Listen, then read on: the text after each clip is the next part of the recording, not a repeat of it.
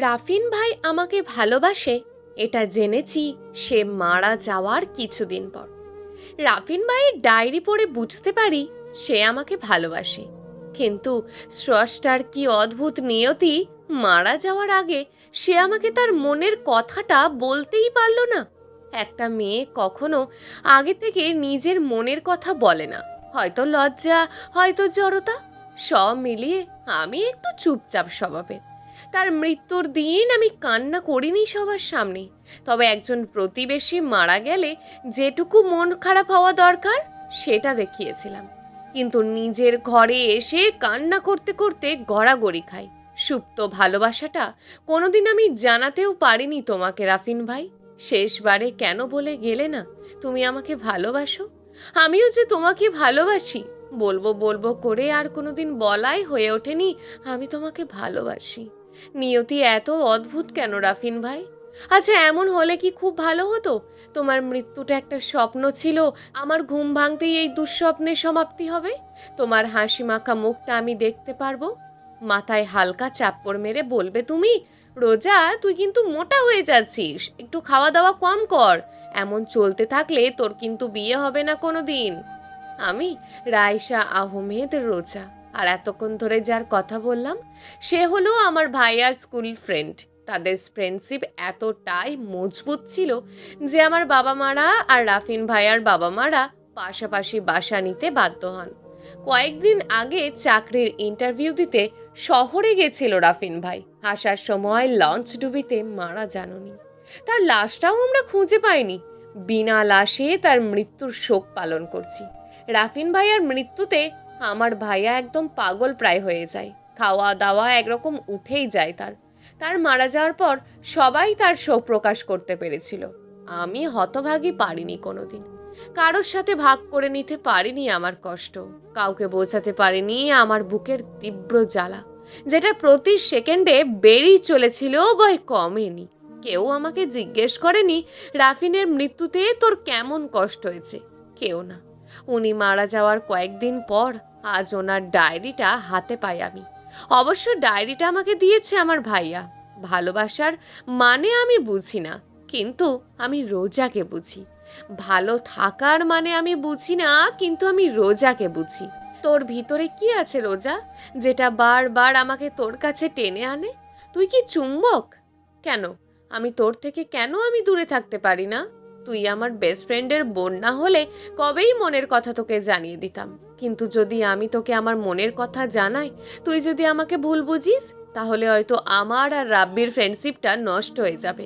You know what, আমার ভালোবাসার থেকেও রাব্বির গুরুত্ব আমার কাছে অনেক বেশি।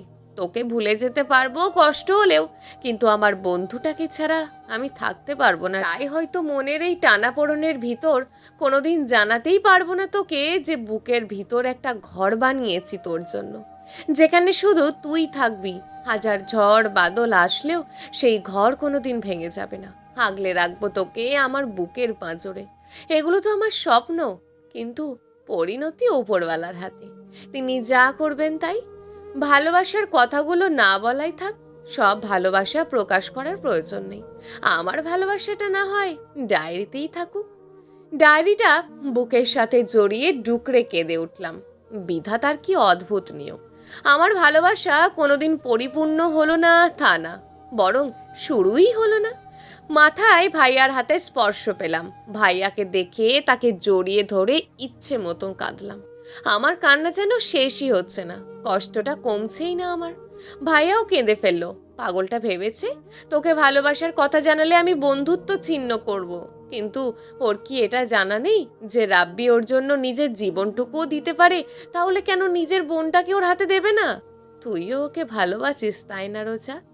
ভাইয়াকে জড়িয়ে ধরে চিৎকার করে কেঁদে কেঁদে বললাম, ভাইয়া আমার রাফিনকে এনে দাও, ভাইয়া এনে দাও ওকে। আমি সত্যি বলছি, আমি কিন্তু নিজেকে শেষ করে দেব। শান্ত হবন, যে দুনিয়ায় নেই তাকে কি আনা যায়? ও যদি বেঁচে থাকতো পৃথিবীর যে প্রান্তেই থাকুক আমি তোর কাছে এনে দিতাম। আমার হাতে যে কিছু নেই বোন, স্রষ্টার লেখা নিয়তি আমরা মানতে বাধ্য। তুই চল এখন, আমার খুব ক্ষুধা লেগেছে, একসাথে খাবো। এদিকে চোখ দুটো যখন খুললাম, নিজেকে কোনো একটা হাসপাতালের বেডে আবিষ্কার করলাম। মুখে প্রচণ্ড ব্যথা হচ্ছে। লঞ্চ ডুবে যাওয়ার পর আমার আর কিছু মনে নেই, কিন্তু এখানে আসলাম কিভাবে? আর মুখে এত ব্যথা কেন করছে? সমস্ত দেহের যন্ত্রণা যেন আমার মুখের ওপর এসে পড়েছে। আশেপাশের আয়না জাতীয় কিছু খুঁজতে লাগলাম, কিন্তু পেলাম না। জানালার গ্লাসে চোখ পড়তেই অবাক হয়ে গেলাম। এটা কি? এটা তো আমি না, মানে রাফিন না। আমি তো রাফিন। এটা কার চেহারা? কি হচ্ছে আমার সাথে এসব? আমি তো রাফিন, তাহলে আমার মুখের অন্য চেহারা কিভাবে আসলো? প্রতিটা মানুষই অবাক হবে যখন আয়নায় নিজের জায়গায় অন্যের মুখ দেখবে। আমিও হচ্ছি। আমার সাথে এসব কি হচ্ছে? আর আমি আছি বা কোথায়? তুমি এখন সিঙ্গাপুরে আছো। পিছন ফিরে লোকটাকে চেনার চেষ্টা করলাম। কালো স্যুট প্যান্ট, চোখে একটা চশমা, বয়স আনুমানিক 60-এর ঊর্ধ্ব হবে। ভদ্রলোক টাইপের একজন, কিন্তু একে আমি চিনি না। তাই জিজ্ঞেস করলাম, কে আপনি? আর আমি সিঙ্গাপুর কিভাবে আসলাম? যতদূর জানতাম, আমি শহর থেকে বাসায় ফেরার পথে লঞ্চ সহ ডুবে যাই। আমরাও তোমাকে নদীতেই পাই। কয়েকজন মিলে শখ করে মাছ ধরতে গেছিলাম। হঠাৎ কূলে একটা দেহ দেখতে পাই। প্রথমে ভেবেছিলাম মারা গেছো, কিন্তু গায়ে হাত দিয়ে বুঝতে পারি তখনও বেঁচে আছো। কিন্তু দুঃখের বিষয়, তোমার মুখটা খুব বাজেভাবে কেটে কুটে গেছিল। তোমার চেহারা চেনার কোনো উপায় ছিল না। খবরের কাগজে দিয়েছিলাম, কিন্তু কেউ বলেনি যে তুমি তাদের পরিবারের। কিন্তু আমি এখানে কেন? দেশের বাইরে কেন নিয়ে আসলেন? দেশেও তো ট্রিটমেন্ট করা যেত। তোমার মুখের প্লাস্টিক সার্জারি তো আমাদের দেশে হয়নি, তাই এখানে নিয়ে এসেছি। আমি মনের কষ্টের কারণে মুখের জ্বালার কথা ভুলেই গেছি। হে কেমন নিয়তি! আমার বন্ধু, আমার পরিবার, তারা আমাকে চিনবে কিভাবে? লোকটা খপ করে আমার হাত ধরে বললেন, আমার একটা কথা রাখবে তুমি? দেখুন, আমি আপনাকে চিনিও না, আপনার কি কথা সেটাও জানি না। যদি কাউকে খুন করতে বলেন, সেটা আমি কিভাবে রাখবো? আমি তোমার বাবার মতন। তোমার বয়সের একটা ছেলে ছিল আমার। কিন্তু কিন্তু কি হয়েছে? 6 মাস আগে একটা বিজনেস মিটিংয়ে যাওয়ার জন্য সিঙ্গাপুর থেকে ইউএস যাওয়ার পথে প্লেন ক্র্যাশ করে আমার ছেলে মাহিন মারা যায়। ওর মাকে জানাতেও পারেনি যে তার ছেলে মারা গেছে। হার্টের পেশেন্ট। হার্ট আর মাত্র 15% ভালো আছে, যে কোনো দিন মারা যেতে পারে। তার মানে এখন আমাকে সিনেমার মতন তার সামনে গিয়ে আপনাদের ছেলে হওয়ার নাটক করতে হবে, তাই তো? ইম্পসিবল। তুমি যত টাকা চাও আমি দেব। 1 কোটি, 2 কোটি, 10 কোটি, কত টাকা লাগবে আমি সব দিয়ে দেব। মানুষটা যে কদিন বেঁচে আছে, তুমি একটু আমার ছেলের জায়গাটা নাও। মারা যাওয়ার দিন না হয় চলে যেও, আমি একটুও বাধা দেব না। কিন্তু লোকটি আমার হাত চেপে ধরে বলল, আর কোনো কিন্তু করো না বাবা। ধরে নাও, একজন স্বামী তার মৃত্যুর পথে স্ত্রীকে জীবনের শেষ উপহারটা দিতে চাইছে। কারণ কি জানো? আমি মাথা নাড়িয়ে না বোঝালাম। লোকটি বলল, তোমার কথা আর আমার ছেলে মাহিনের কথা একদম একরকম। মানুষটার ইমোশনাল কথা শুনে আমি আর না করতে পারলাম না। তাই আমি তাকে হ্যাঁ বলে দিলাম। গাড়িতে বসে আছি তিনি ও আমি। ব্যক্তিগত কিছু বিষয় নিয়ে কথা বলতে বলতে জানতে পারলাম ওনার নাম মালেক আহমেদ। ইম্পোর্ট এক্সপোর্টের ব্যবস্থা। এজন্য উনি আর ওনার ছেলে দেশ বিদেশে ঘুরে বেড়ান। গত কয়েকদিন আগে দেশে গিয়েছিলেন বেড়াতে, কিন্তু উপরওয়ালার হয়তো এমন কিছুই চেয়েছিলেন, তাই আজকে আমি দেশ ছেড়ে এখানে বড় একটা বাড়ির সামনে দাঁড়িয়ে আছি। দেশের লোকের বাইরে দেশে যে এমন একটা বাড়ি, বেশ ভালো লাগলো। আমাদের দেশেও বাইরের দেশে নিজের একটা নাম বানাতে পারবে এদের মাধ্যমে। বাড়ির ভেতর ঢুকে কর্মচারীগুলো বিভিন্ন কাজে ব্যস্ত, মুখগুলো ভার করে আছে সবাই। আমাকে ঢুকতে দেখেই কেমন একটা ভাষায় কথা বলতে লাগলো। ভার করে রাখা মুখগুলোই হাসি ফুটে উঠল। ওদের চেহারা দেখে বোঝা গেল আমাকে মাহিন ভেবেছে। মালিক ফিরে আসায় সবাই খুশি। চলো তোমার মায়ের ঘরে। আঙ্কেল, চুপ চুপ চুপ, আর আঙ্কেল না, একবারও আঙ্কেল বলো না প্লিজ। তাহলে আমার ছেলে হয়ে আছো, তাহলে নিশ্চয়ই আমাকে বাবা বলে ডাকতে হবে। কয়েকদিনের জন্য বলতেই হবে প্লিজ। আমি মাথা দুলিয়ে সম্মতি জানালাম। চলো তোমার মায়ের ঘরে।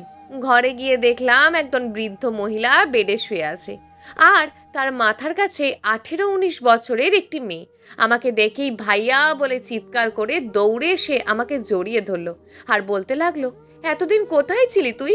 আমাদের কথা একটুও মনে পড়েনি তোর? আমি কোনো জবাব দিতে পারলাম না, চুপ করে থাকলাম। কিছুক্ষণ পর অস্পষ্ট সুরে মাহিন শব্দটা কানে ভেসে আসলো। বিছানায় বয়স্ক মহিলাটা ডাক দিচ্ছে, এক পা দুপা করে ওনার পাশে গিয়ে বসতেই আমার হাতটা নিজের হাতের মুঠোয় নিয়ে বলতে লাগলো, তোকে আর কোথাও যেতে দেবো না বাবা। যে কটা দিন বেঁচে আছি তোকে আমি চোখের আড়াল হতে দেব না। তা না হলে কবে দেখা যাবে বিজনেস মিটিংয়ে গেছিস আর তোকে শেষ দেখা না দেখেই আমি পরপারে চলে গেছি। আমি ওনার কথায় কোনো উত্তর দিতে পারলাম না। নিজের গালের উপর কয়েক ফোঁটা পানি অনুভব করলাম। আমি কাঁদছি, এক অচেনা অজানা মানুষের জন্য আমি কাঁদছি। চোখের জল মুছিয়ে দিয়ে বলো, কেউ চিরকাল বেঁচে থাকবে না, আমিও না হয় চলে যাব। তুই একদম কাঁদবি না পাগল ছেলে, একদম কাঁদবি না। অচেনা অজানা মানুষটার জন্য এত অনুভূতি আমার কেন আসছে আমি নিজেই বুঝতে পারছি না। কিছু ভাঙার শব্দ শুনে দাঁড়িয়ে পড়লাম। দরজার দিকে চোখ গেল। মাহিন বলে চিৎকার দিয়ে 24-23 বছরের একটি মেয়ে দৌড়ে এসে আমাকে জড়িয়ে ধরলো। এত অল্প সময়ে এমন কিছু ঘটে যাওয়ায় আমি পাথরের মতন দাঁড়িয়ে থাকলাম। আমি জানতাম তুমি আসবে মাহিন, তুমি আসবে বলে আমি অপেক্ষা করেছি। আমার মস্তিষ্ক বলতো তোমার কিছু হয়ে গেছে, তুমি মারা গেছো, কিন্তু মন বলতো তোমার কিচ্ছু হয়নি। তুমি আসবে বলে মন মস্তিষ্কের কথা বিশ্বাস করেনি। কথা বলতে বলতে মেয়েটা হুড় হুড় করে কেঁদে দিল। আমি এখনো পাথর হয়ে দাঁড়িয়ে আছি। মেয়েটাকে বুক থেকে সরানোর মতো শক্তি যেন আমার দেহে নেই। একজন মাকে তার শেষ সময়ে সান্ত্বনার অভাব পূরণ করতে সে যদি কেউ দেখে সেই মানুষটার একটা স্ত্রী বা প্রেমিকা আছে, তখন তার কেমন লাগবে আমার জানা নেই। কিন্তু আমি আসলেই বিষয়টাকে মেনে নিতে পারছি না। মেয়েটা আমার বুক থেকে মাথা উঁচিয়ে আমার গালটা আলতো করে ধরে বলল, তোমাকে তো সারপ্রাইজ দেবো ভেবে রেখেছিলাম, কিন্তু তার 6টা মাস তুমি ফিরে আসনি দেখে আমিই সারপ্রাইজড হয়ে থাকি। না চাইতেও মুখ থেকে বের হয়ে গেল, কি সারপ্রাইজ? তুমি তুমি বাবা হবে? ভাবতে পারছো কতটা এক্সাইটেড আমি? তোমার সন্তান আমার গর্ভে। তুমি যেদিন ইউএসএ গেছিলে তার পরদিনই জানতে পারি আমি। মেয়েটা প্রেগনেন্ট হলেই বাকি আর না হলেই বাকি, আমার দায়িত্ব শেষ হলেই আমি চলে যাব। মালেক আহমেদের স্ত্রী অর্থাৎ এখন বলা চলে আমার মা বলল, মা মিলি, মাহিনকে রুমে নিয়ে যাও, ও হয়তো অনেক ক্লান্ত। আর হ্যাঁ, ওকে কিন্তু শাস্তি দিতে ভুলবে না, অনেক দিন আমাদের থেকে লুকিয়েছিল। মাহিনের স্ত্রী জবাব দিল, সে আর বলতে মা, ওকে আমি আজকে এমন শাস্তি দেব যে জীবনেও আমাদেরকে ছেড়ে যাওয়ার চিন্তা করবে না। ওপরবেলা যেন আমার মুখে তালা লাগিয়ে দিয়েছে। তা না হলে এই পরিস্থিতিতে আমি কেন কথা বলতে পারছি না? মিলি অর্থাৎ মাহিনের স্ত্রী আমার হাতটা ধরে টানতে টানতে ঘরের মধ্যে নিয়ে যায়। খাটের ওপরে আমাকে ধাক্কা দিয়ে আমার ওপর চেপে বসে। দেখুন, আপনি এমন কিছু করবেন না যেটাতে মান সম্মান নিয়ে টানাটানি পড়ে। তুমি আমার স্বামী, আমি তোমার স্ত্রী, আমাদের ভিতর আবার মান সম্মানের কি আছে বলো তো? এটা বলে মেয়েটা নিজের মুখটা আমার মুখের কাছে নিয়ে আসলো। আমাকে এই অবস্থায় কিছু একটা করতেই হবে, না হলে মাহিন হয়েই পরিস্থিতি কিছুটা স্বাভাবিক করার চেষ্টা করলাম। তাই একটু জোরালো কণ্ঠে বললাম, স্টপ মেলি, কি শুরু করেছো? আমাকে একটু রেস্ট দরকার। আর তুমি কিনা এসব এসব কি বলছো মাহিন? আমি তোমাকে বিরক্ত করছি নাকি? আর এমন রাগ দেখাচ্ছ কেন? আই নিড রেস্ট, এখন আমার এসব ভালো লাগছে না। মেয়েটা মন খারাপের হয়ে গেল। কিন্তু আমার কিছু করার নেই। একজনের হয়ে অভিনয় করাটা খুব একটা কঠিন না, কিন্তু তার দায়িত্বগুলো পালন করাটা বেশ কঠিন। মেয়েটা রাগ করলেও আমার কিছু করার নেই। আমি জেনে শুনে তাকে এত বড় ভুল কোনোভাবেই করতে দেব না। আমি ঘর থেকে বের হতে নিলে মিলি আমার হাতটা চেপে ধরে। পিছন ফিরে দেখি চোখ দিয়ে অঝোর ধারায় জল পড়ছে। আমি জানি না তোমার কি হয়েছে মাহিন, আজকে কেন যেন মনে হচ্ছে তুমি আমাকে সহ্য করতে পারছো না। কিন্তু আমি কোনোদিন তোমার অসহ্যের কারণ হইনি। এই মানুষটাকে আমি কিভাবে বলি যে আমি তার মাহিন না? কিভাবে বলি আমি? আমি একটু বাবার সাথে কথা বলে আসছি, তারপর তোমাকে বোঝাচ্ছি কেন আমি এমন করছি। একটা বাহানা দেখিয়ে বের হয়ে এলাম। আমি ওনার কাছে সত্যটা লুকাতে চাইনি, কিন্তু সে এখন গর্ভবতী। ইচ্ছা থাকা সত্ত্বেও সত্যিটা বলতে পারছি না, কারণ এই সময় ব্রেনে চাপ পড়লে হয়তো ওনার গর্ভের সন্তান এবং ওনার ক্ষতি হতে পারে। মালেক আহমেদের ঘরের সামনে গিয়ে বললাম, আঙ্কেল আপনার সাথে কিছু কথা ছিল। মালেক আহমেদের স্ত্রী আর মেয়ে অবাক হয়ে আমার দিকে তাকিয়ে আছে। বাবাকে আঙ্কেল বলাটা তারা হয়তো আশা করেনি, কিন্তু তারা তো জানে না আসল সত্য, কিছুই জানে না। কিন্তু একদিন না একদিন তো তারা জানবে সব সত্য। সেই দিন মালেক আহমেদ কিভাবে সবকিছু সামাল দেবে ভেবেই আমার খারাপ লাগছে। একজন বোন যখন জানবে তার ভাই বেঁচে নেই, একজন স্ত্রী যখন জানবে তার স্বামী বেঁচে নেই, তখন তাদের মনের অবস্থা কি হবে ভাবতেই পারছি না আমি। তাদের অবাক চোখে তাকানো দেখে আমি কথাটা ঘুরিয়ে নিয়ে বললাম, আসলে 6 মাস বাইরে ছিলাম তো, অনেকদিন বাবা ডাকটা দেওয়া হয়নি। সবাইকে আঙ্কেল বা ব্রো এইভাবেই চলেছে, তাই বাবাকে আঙ্কেল ডেকে ফেললাম। আমার কথায় সবাই যেন তাদের সন্দেহ থেকে বের হতে পারলো। মালেক আহমেদ বলল, চলো মাই সান, আমরা ছাদে গিয়ে কথা বলি। সব মেনে নিতে পারছি আঙ্কেল, কিন্তু একজন গর্ভবতী মেয়েকে তার স্বামীর জায়গাটা আমি কিভাবে দেব? একজন মানুষ সবার জায়গা নিতে পারে, ভাইয়ের জায়গা নিতে পারে, সন্তানের জায়গা নিতে পারে, কিন্তু স্বামীর জায়গা কোনো দিন নিতে পারে না। আমাকে মাফ করে দাও বাবা। আমি যদি সেই সময় তোমাকে বলতাম যে আমার একটা বৌমা আছে, তাহলে হয়তো তুমি কাজটি করতে রাজি হতে না। তাই আমি বিষয়টা লুকিয়ে গেছিলাম। আপনাকে আমি কিভাবে বোঝাই? আমি আপনার ছেলের অভাব সবার ক্ষেত্রে পূরণ করতে পারবো না, তবুও যতটুকু পারো চেষ্টা করো বাবা। এই বলে নিচে আসতে নিলাম। আঙ্কেল আমাকে থামিয়ে দিয়ে বলল, বাবা, তোমার কাছে একটা অনুরোধ। আমার বৌমা তো জানে না তুমি আসলে আমার মাহিন না, তাই আশা করি বুঝতে পারছো। সব খেয়াল থাকবে আমার, কারণ আমিও কারোর জন্য নিজেকে ঠিক রাখবো। এদিকে রোজা, আমার কেন মনে হয় রাফিন ভাই তুমি মরনি, তুমি বেঁচে আছো। কেন মনে হয়? বাইরে থেকে ভাইয়া দরজায় ধাক্কাধাক্কি করছে।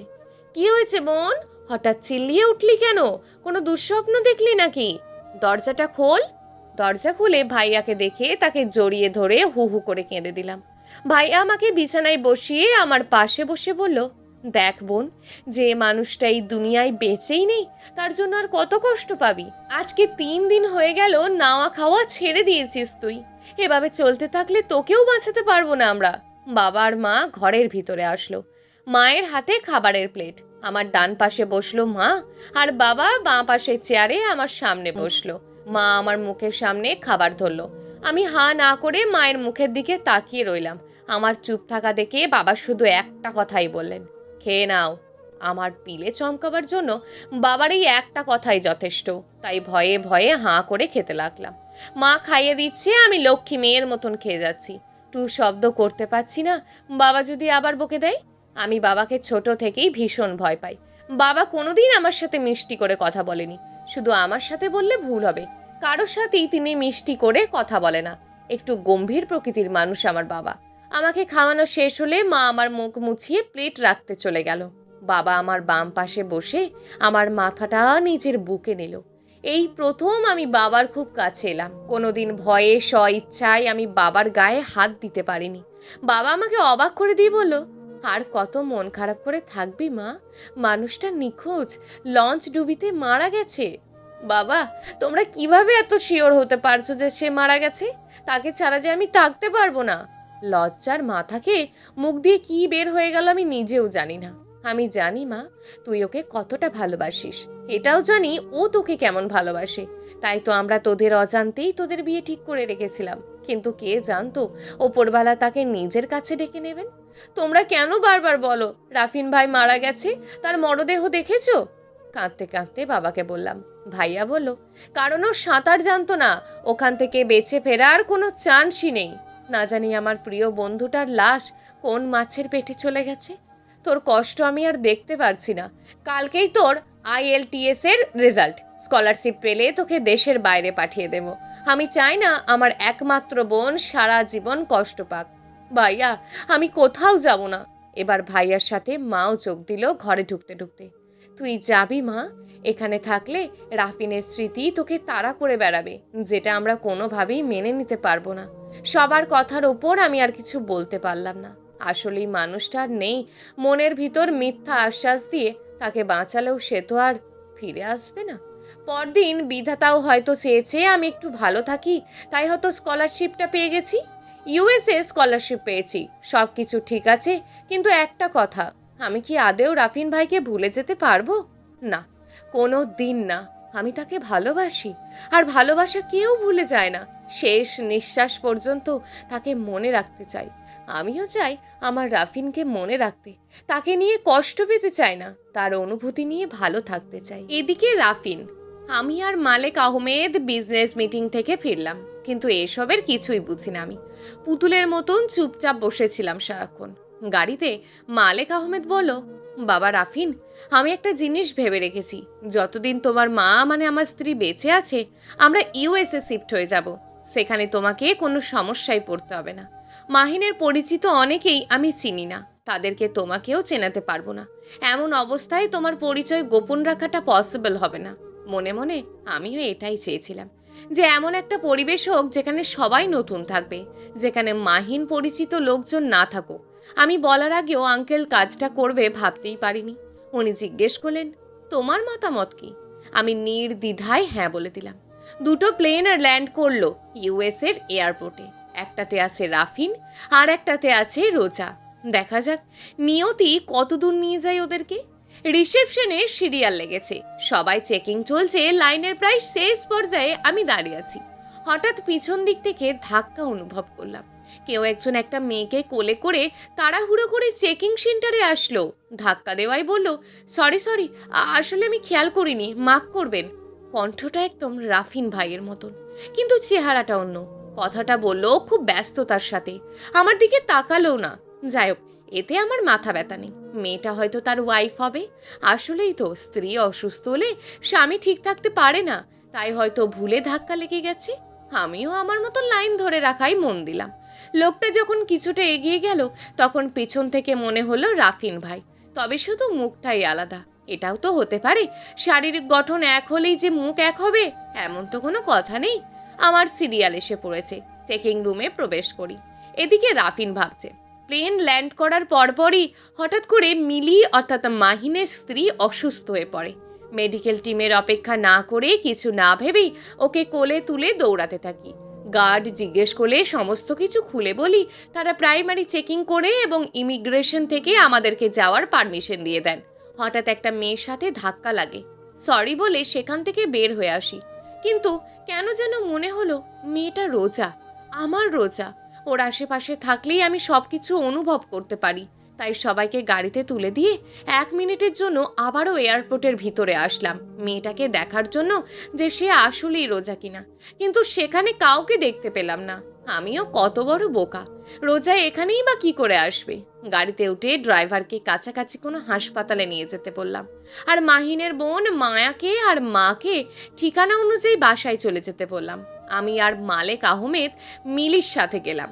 ডাক্তার একটু চেক আপ করে জানালো মেজর কোনো সমস্যা নেই, গর্ভাবস্থায় থাকার কারণে এমন একটু হয় মাঝে মাঝে। আমাকে বলো, ইয়াং ম্যান, তুমি মনে হয় মেয়েটার হাজবেন্ড, ওর যত্ন নেওয়ার সব দায়িত্ব কিন্তু তোমার। বাকিরাও দেখবে, কিন্তু একজন হাজবেন্ড হলো একজন মেয়ের বেস্ট ফ্রেন্ড। তার কাছ থেকে যতটা সাপোর্ট পাওয়া যাবে অন্য কারোর কাছ থেকে পাওয়া যাবে না। মাথা নাড়িয়ে সম্মতি জানালাম। এ কেমন নিয়তি, যাকে ভালোবাসি সে কেমন আছে, কোন অবস্থায় আছে কিছুই দেখতে পাচ্ছি না, আর একটা অচেনা মানুষকে যত্ন নেওয়ার দায়িত্ব পেয়ে বসে আছি। এদিকে রোজা। এয়ারপোর্ট থেকে বের হয়ে বাইরে দাঁড়িয়ে আছি। দেশে থাকতে একটা ইউএস এর মেয়ের সাথে ফ্রেন্ডশিপ হয়েছিল ফেসবুকে, নাম এলিনা। এখানে আসার কথা আছে, ঘড়ি দেখতে লাগলাম, জানি না কখন আসবে। আমার কাছে এখানকার কোনো সিম নেই যে ওকে কল দেব। 10 মিনিট পর এলিনা চলে আসে। তার সাথে তার হোস্টেলের উদ্দেশ্যে রওনা দিই। বাইরের দেশ থেকে আসার কারণে 2 দিনের এডুকেশনাল ছুটি পেয়েছি। তারপর থেকে রেগুলার ক্লাস করতে হবে। মনটা ভালো হয়ে গেল যখন জানতে পারলাম এলিনা সেও একই ইনস্টিটিউশনে আমার সাথে অ্যাডমিশন নিয়েছে। 3 দিন পর আজকে থেকে রোজার একাডেমিক কার্যক্রম শুরু। এলিনা আর রোজা রেডি হয়ে ক্যাম্পাসের উদ্দেশ্যে রওনা হলো। প্রথম মধ্যে এলিনার গাড়িটা বন্ধ হয়ে যায়। রোজা জিজ্ঞেস করে, হোয়াট হ্যাপেন এলি? বুঝতে পারছি না কি হলো, এমন তো আগে কখনো হয়নি। আই এম সরি রোজা, আজকেই তোমার ফার্স্ট ডে আর আমার জন্য সবকিছু গরমিল হয়ে গেল। মন খারাপ করো না এলি, এই সবে তো তোমার কোনো হাত নেই। তাছাড়া এখনো তো অনেক সময় আছে, কারোর কাছে লিফট চাইবো? এদিকে রাফিন, মনটা ভালো নেই, তাই একটু ড্রাইভারকে নিয়ে বাইরে বের হয়েছিলাম। কিন্তু হঠাৎ রাস্তার ভিতর থেকে কেউ হাত উঁচু করে ইশারা করলো গাড়ি থামাবার, কিন্তু ড্রাইভার থামালো না। আমিও খুব একটা গুরুত্ব দিলাম না, কিন্তু কিছু দূর এগিয়ে যাওয়ার পর মনে হলো ওটা তো রোজা ছিল। ড্রাইভারকে গাড়ি ঘোরাও বলে জলদি গাড়ি ঘোরালাম। ড্রাইভার গাড়ি ঘুরিয়ে সেই জায়গায় নিয়ে গেল, কিন্তু কাউকেই সেখানে দেখতে পেলাম না। তবে আমি 100% শিওর ওটা রোজা। আমার চোখ বারবার ধোকা খেতে পারে না। আই এম ড্যাম শিওর ওটা আমার রোজা। কোথায় হারিয়ে গেলি তুই? কোথায় পাবো তোকে? কিভাবে খুঁজবো তোকে? রোজা ভাবছে সব গাড়ি পাশ করে যাচ্ছে, কেউ হেল্প করছে না। অবশেষে একটা গাড়ি দাঁড়ালো, তার গাড়িতে উঠে পড়লাম। শেষ পর্যন্ত প্রথম ক্লাসটা অ্যাটেন্ড করতে পারলাম। কোথায় গেলি রোজা তুই? এত কাছে পেয়েও তোকে হারিয়ে ফেললাম। ওটা তুই ছিলি, আমি 100 ভাগ শিওর। ইচ্ছা করছে নিজের চুল নিজে ছিঁড়ে ফেলি। তখন কেন গাড়িটা রাখতে বললাম না ড্রাইভারকে? নিজের ওপরেই রাগ হচ্ছে প্রচণ্ড। আবার মাঝে মাঝে একটা জিনিস খুব ভালো লাগছে, যে তুই আমার আশেপাশেই আছিস। বিধাতাও হয়তো এটাই চাই। তুই আর আমি একই জায়গায় চলে এসেছি। এইবার তোকে কাছে পাই আর অপেক্ষা করতে পারবো না। আমার মনে তোকে ঘিরে যত লোকানো অনুভূতি আছে সব তোকে জানাবো। আমি বাড়িতে যাব, সেই অপেক্ষায় থাকার মতন ধৈর্য আমায় নেই।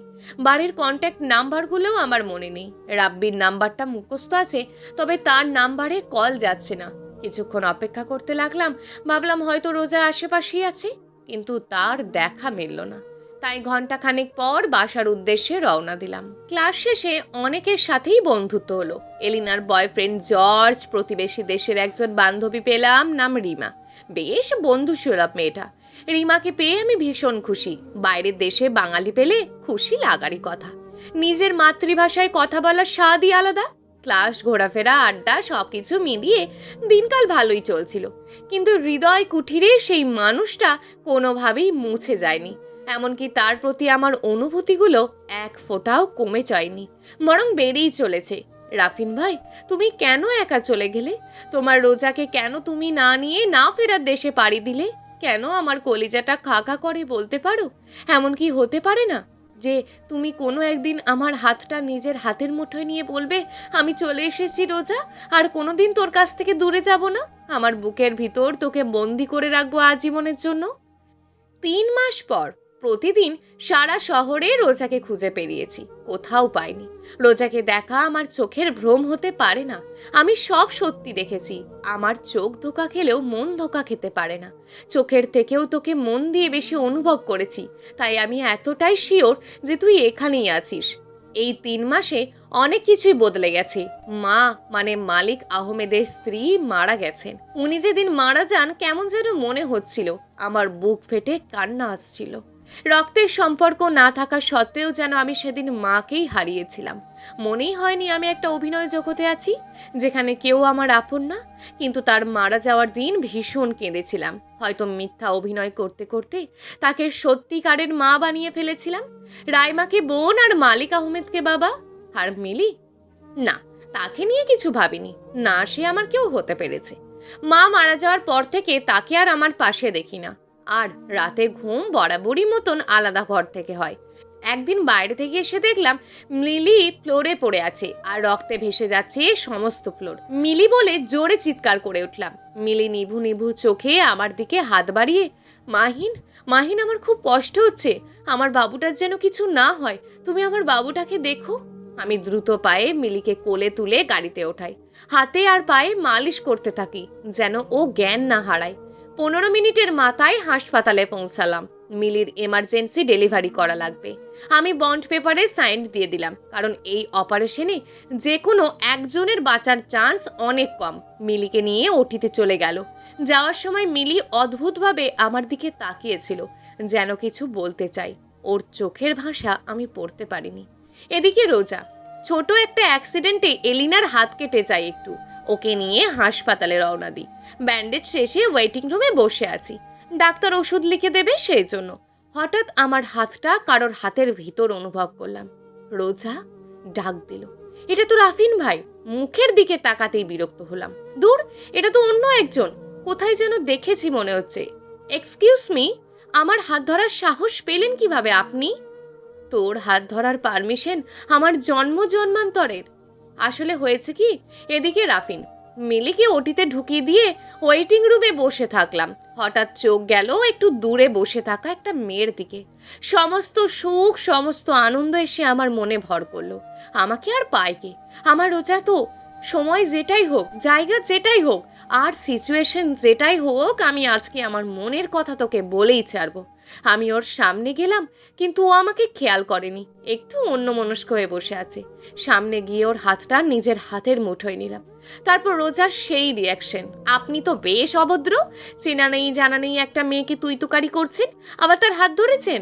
আর কি বললেন একটু আগে, আমার হাত ধরার পারমিশন আপনার জন্ম জন্মান্তরের? এই পারমিশনটা আপনাকে কে দিয়েছে? নাকি রাতে ঘুমের ঘোরে স্বপ্ন দেখে এসে হাত ধরছেন? গার্ডকে দেখে এক্ষুনি আপনাকে পিটুনি খাওয়াবো কিন্তু। লোকটা হুট করে এসে আমার হাত ধরাতে রাগে সারা দেহ জ্বলে যাচ্ছে। সে আমাকে বলল, তুই একবার আমার চোখের দিকে ভালো করে তাকা, আমার চোখটা যে তোকেই খুঁজছে। আমার চোখের ভাষাটা পড়, অনেক কিছু জানতে পারবি। তোর চোখ যেমন আমাকে তোর মনের কথা বলে, আমার চোখও আমার মনের কথা বলবে।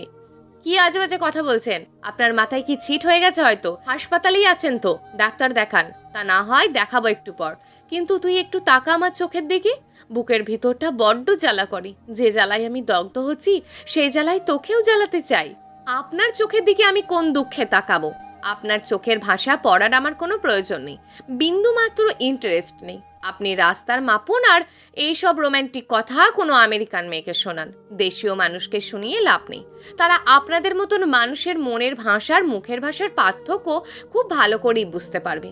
রোজা বলছে, হঠাৎ লোকটা আমার মুখটা দুই হাতের মাঝে ধরে রাগী ভাষায় বলল, ভালো কথা শোনার মানুষ তুই কোনোদিনই ছিলি না, আজও নেই। তাকা আমার চোখের দিকে। লোকটার চোখের দিকে তাকাতেই যেন আমি থমকে গেলাম। এই চোখ যেন আমার চিরচেনা চোখ, এই চোখ যেন প্রতিদিন তার মনের ভাষা বলার চোখ, এই চোখ যেন রাফিন ভাইয়ের চোখ। হঠাৎ মুখ দিয়ে না চাইতেও একটা শব্দ বের হয়ে গেল, রাফিন ভাই। সে বলল, আমি রাফিন, তুই চিনতে পেরেছিস আমাকে? আমি যেন কিছুটা ঘোরের ভিতর চলে গেছি। লোকটার চোখ আমার চিরচেনা, কিন্তু মুখটা চির অচেনা। তাই আমি বললাম, আপনি আমার রাফিন ভাই কোনোভাবেই হতে পারেন না, আপনি অন্য কেউ। উনি মুখটা ছেড়ে দিয়ে আবার আমার হাতটা নিজের হাতের মুঠোয় নিল। এতক্ষণ সে আমার মুখে হাত দিয়েছিল সেটা বুঝতেই পারিনি, যেন আমার মস্তিষ্ক কাজ করা বন্ধ করে দিয়েছে।